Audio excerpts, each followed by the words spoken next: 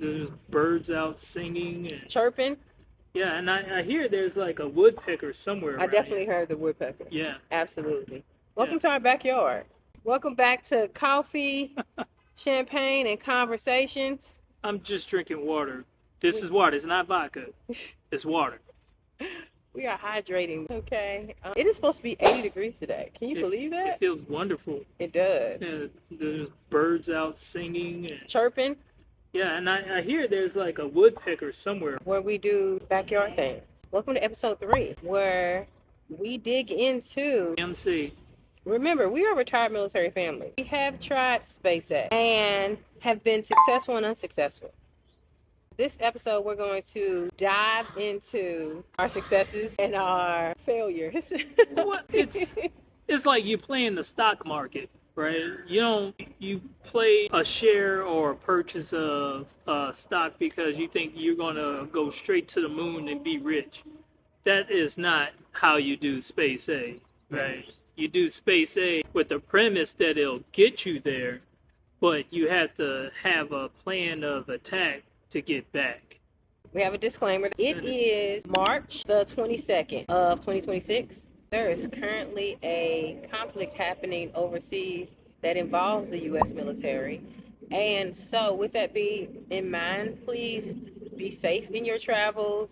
Please keep in mind that if you do Space A, that it could change. The 72-hour notice could change. It could change same day. AMC flights are really for the military, active duty, and so we are low priority. So just keep that in mind whenever you're traveling. Take everything that we give you with a grain of salt and do your own research. We're just talking about something that we've done in the past and how much we either enjoyed it or didn't. With that being said, let's dig right into Air Mobility Command. Yes, so there are lots of terminals across the United States and overseas. You can look on the website to find those terminals. As most of you may or may not know, we live in the DC, Maryland, Virginia area. So when we talk about AMC flights, we're basically only talking about that area and the flights from where we're located. All right, keep in mind when you fly AMC, there is no guarantee that you getting on a flight. Oh no, that's not how it works. No, you best be lucky if you make it on a flight, but it's not guaranteed. Not at all. We tried to leave out of Norfolk. Yeah, we got bumped by that family of 6. You Right? sound jealous a little bit. I was mad because we were sitting there about to board the plane. We were so close. Yeah. But you know what was great about going to Norfolk? So Norfolk is roughly like 5 hours from DC. We drove there and we stayed in one of their hotels on base. It was a nice hotel. And then went to the terminal the next day. And I was telling you this, I was like, we did not have a plan for our vehicle. Yeah, it was going to just sit there. It was going to just sit there. We would have went all the way to wherever we was trying to go. But more than likely, they probably would have towed it. We did not think that part through. No. And so it's probably a good thing that we didn't get on that flight. When I was active duty, right, I would talk about going places when I was in my barracks. My senior leadership would say, oh, well, there's no guarantee with Space A, blah, blah, blah, blah. And, like, I look at it now, and I ask that same question to those that were over me. Do you know how the categories work? I don't think people fully understand. Hey, that's a nice way of saying no. And when you're retired, so Cat 6 may seem like, oh my God, you're at the end of the end of the end of the line. When you think about it, Category 6 has the most time.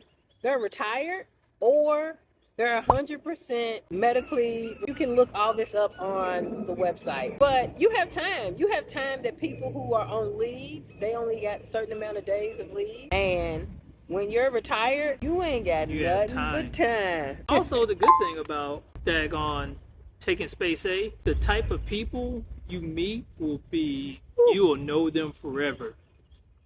Like, I got stuck in Ramstein trying to get back. and I was chilling with an officer. He was trying to get back too. That's also what I like about Category 6. It does not matter what rank you are, y'all all the same category. And it all depends on when you signed up. Nothing else matters. Yeah, you gotta make that roll call. When roll call begins, you have to be there And I'm like, I'm coming. And they like, we need to see both y'all at the same time. at the same time. So they don't play around. I think we should get Cat 6 sweatshirts made so we can just like be a crew. I don't know. We got to think of something witty to say. Like Cat 6, and on the back it says, "I made the flight." Absolutely. If you are in the Marines, we'll make yours colorful. Okay? Oh yeah, Like a pack of Crayola crayons, colorful. Third thing that you need to remember is that location. Like we went 5 hours to Norfolk, knowing, not researching, there was a whole terminal up the street from 40 minutes away in both directions. One at Andrews and one at BWI. We actually both successfully was able to get on a Space A flight. Yeah. Was able to make it to Germany and have a good time, have an adventure of sorts. BWI is a proper airport. Like you can walk around while you're waiting, because we ended up waiting like 5 hours. You're gonna run into a lot of hurry up and wait.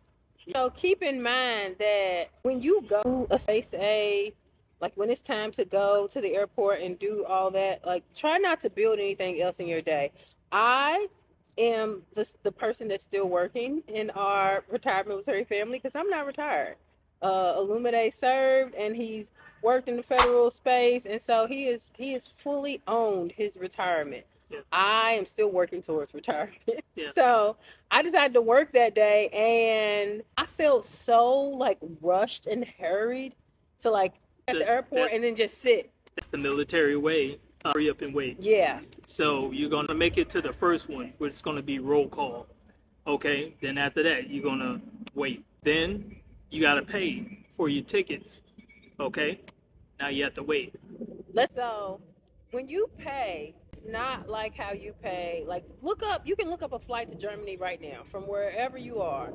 I guarantee you it's gonna be somewhere between $300 to $700 way or round trip. You know where you're geographically located in the United States. Yeah. Pay the tax of the flight, because technically this flight has already been covered by your tax dollars. And if you go and look on whenever you book a ticket and there's a line that says the tax, that is basically what you're paying to get on a Space A flight. Mm-hmm. And so that amount is minuscule. It was less than 40. Because when I went there alone, I paid like $19 and some cents to go. And to get back, I paid a little bit more because I was coming back into the United States. I paid around $35 to get back.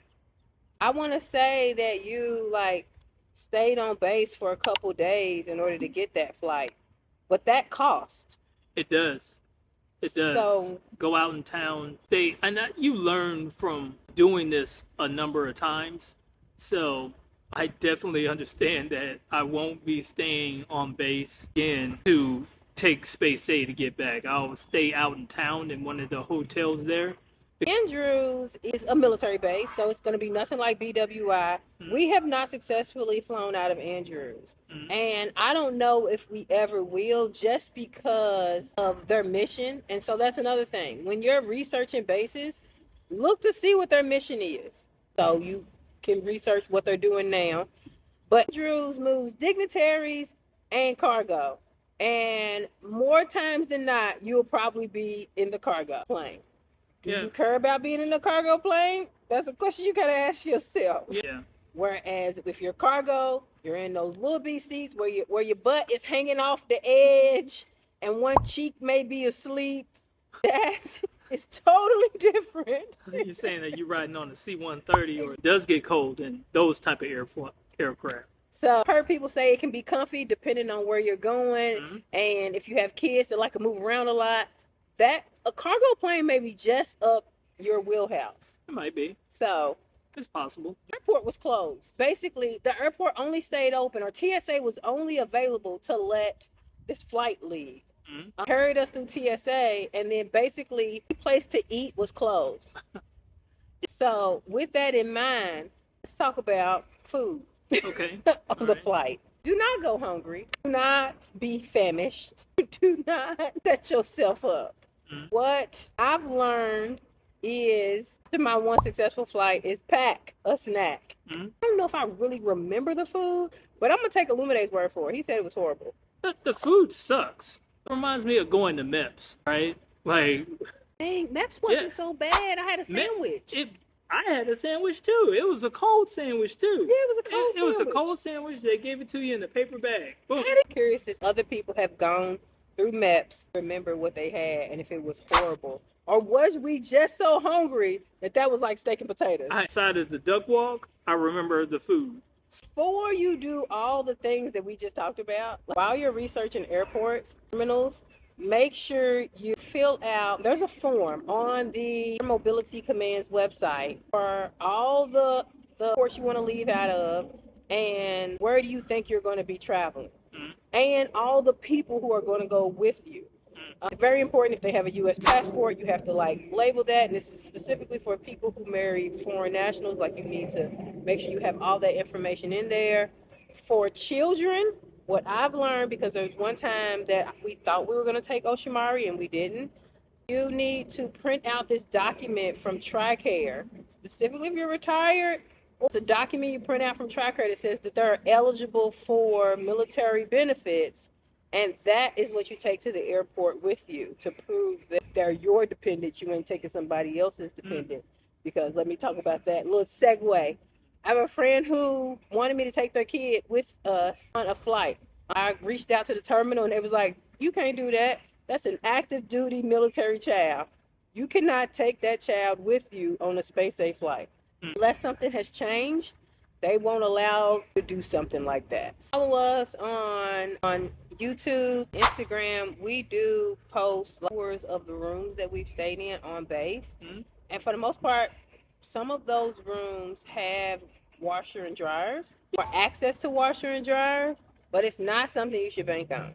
Traditional, $100 a night hotel, you're thinking, what if all of those hotels are full? So now you have to walk to a different hotel. And you don't take priority when you land on base. No. And so that also means, is there space available for you to be on their lodging? If there's no space, then you're going to have to, as the kids would say, thug it out. We're not fans of thugging it out. We need a mattress, pillow, maybe a sheet. We had to come inside. It's getting hot outside. Spring is springing. Yeah, my eyeballs are sweating. Are they? I wonder what that feels like. I don't think I've ever experienced that before. Yeah. About sweatery. It was hot, so yeah, we needed a reprieve. So we are in our downstairs area. Welcome back. So all in all, taking everything together, would you do Space A again? Yeah, I would. I mean, it just depends on the perspective. Where am I attempting to go to? I would jump on Space A to get out of the country. And then once I get into the other country, then I'll go to Frankfurt or something like that and fly to where I needed to go. Yeah, because you know what? Believe it or not, some of the places that are close to Germany, they can access through train. And when we successfully did Space A together, we rented a vehicle just because it was so expensive to take the train. It was more cost effective to drive. And you feel more reassured driving in certain places in Europe. It was just easy to drive around in Europe. But the train is always an option if you're solo. The train will get you to where you need to get to, and you can jump on the Deutsche Bahn or you can get on the SBB and go pretty much anywhere based off of the tickets that you purchase. Last year, I got him a trail pass, and it was like a 3-day pass. And this pass I highly recommend. You're going to be able to make mistakes and not have to pay taxes for those mistakes. Yeah. And so this 3-day pass allowed him to get on wrong trains, get on. I go on that wrong train. Yeah, but at least you didn't have to pay for another pass. No. And so even if you're going in the wrong direction, you basically, this is the pass to get as you like navigate through. I got lost last year. I was trying to get to Spitz, and I got on the train to take me there.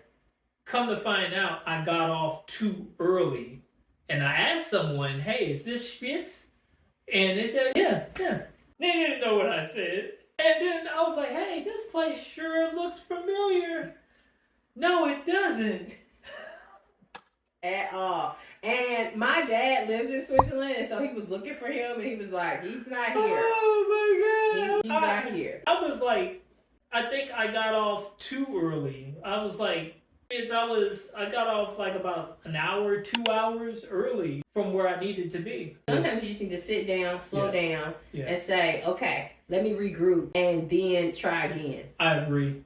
So just slow down. Yeah. When you slow down, like that panicking and things like that, hey, you'll be fine. Yeah. You'll be fine. I very much enjoyed, as a spouse, doing Space A. We had a great time. We did not take our child because she was still, we homeschooled, but she was still doing activities and things like that. So Cat 6 crew, Cat 6. this is for you.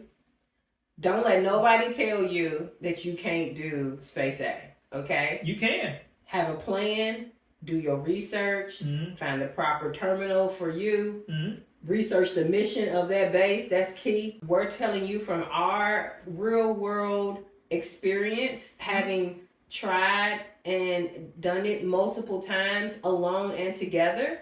I will say your chances are higher when you go alone if you bring in a whole squad of people with you. So, I hope you enjoyed this episode of Coffee, Champagne, and Conversations. Please don't forget to like, comment, and subscribe if you want more information about living this luxurious retired military life. Yeah, it's all about what you make of it, right?